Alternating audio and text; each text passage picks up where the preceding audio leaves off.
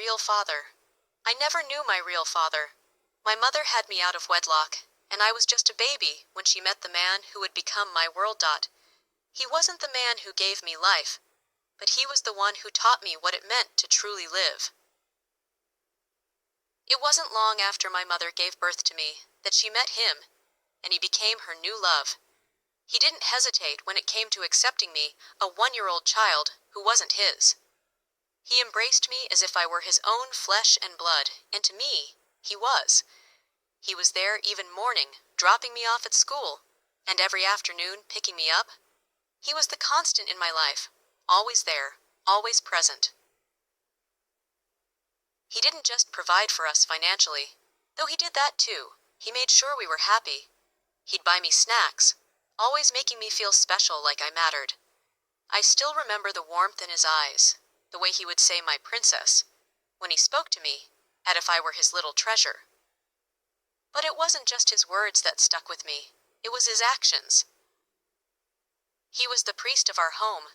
He would always pray for us, especially me, to be full of wisdom and become someone great in life. My father was everything. However, one day, when I was 5, I was rushed to the hospital. I had fallen terribly ill.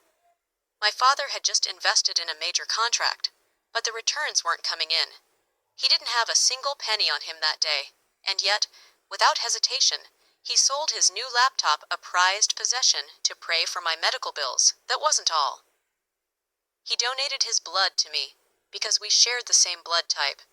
He stayed by my side in the hospital, refusing to leave just to keep me company, making sure I was never alone.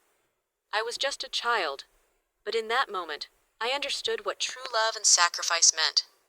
My love for him grew tenfold. He wasn't just a man who took care of me. He was the father I never had, the father I would always need. But life isn't always smooth, and the path we walked wasn't free of challenges. After 7 years of being together, things started to get rough. My dad had invested in a business that, at first, promised a huge return, but it was taking longer than expected to yield results. Rumors began to spread that the business had collapsed, yet my dad kept his chin up. He stayed positive, always assuring us that everything was under control, no matter how bad it looked. That was when my mother's ex, my biological father, came back into the picture. H wanted to reunite with her, to rebuild what they once had. My mother, confused and torn, finally opened up to me. She told me that the man I had always known as my father was not my biological dad. She said the person I called dad was actually someone else who wasn't my blood.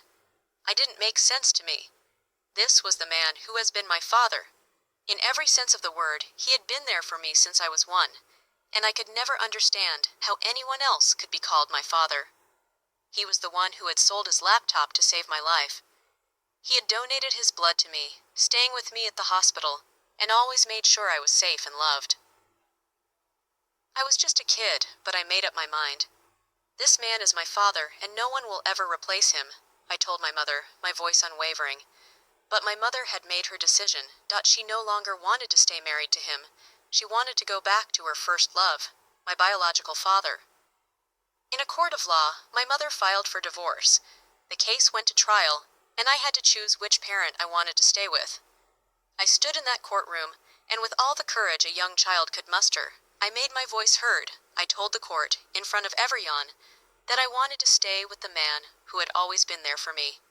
The man who had sacrificed his laptop, his time, and even his blood for me. The judge, more by my words, were brought to tears, and they granted me my wish. I wasn't long after that when Dad's investment began to pay off. The business he had worked so hard for started to show results, and the media quickly picked up on his success. He became wealthy, beyond our wildest dreams. It was then that my mother came back, asking forgiveness, I wanting to be a part of the life she had left behind. But I didn't care about the money. I didn't care about the fame. The truth was, my love for my father hadn't changed, and it never would. He was the one who had been there in my darkest hours, and no amount of wealth or success could change the fact that I owed him everything. We both declined my mother's request. She had left us when things were tough. She had taken us to court. She had walked away, and now she wanted to come back because things has gotten better.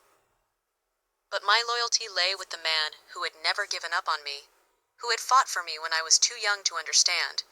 Blood may run deep, but loyalty runs deeper.